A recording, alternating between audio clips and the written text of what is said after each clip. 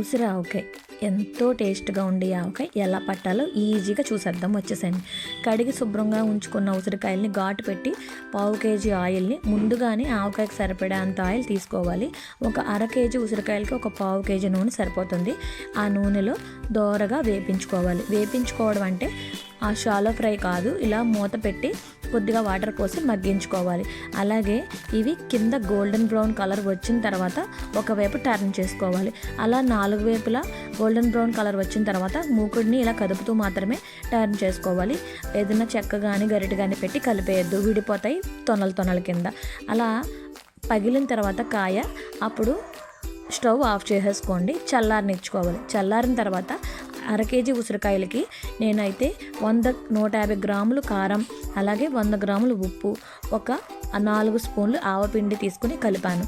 కలిపిన తర్వాత ఒక పావు కేజీ ఉసిరికాయలకి ఒక 50 గ్రాముల చింతపండు సరిపోతుంది. నేనైతే అర కేజీ ఉసిరికాయలు తీసుకున్నాను కాబట్టి ఒక 100 గ్రాముల చింతపండు తీసుకుని మెత్తగా గుజ్జు చేసుకుని ఉడికించుకుని పక్కన పెట్టుకున్నాను. తర్వాత ఆ గుజ్జును కూడా కలిపి నూనె సరిపడా అంతా కలుపుకున్న తర్వాత డిష్ అవుట్ చేసుకోండి. అంతే.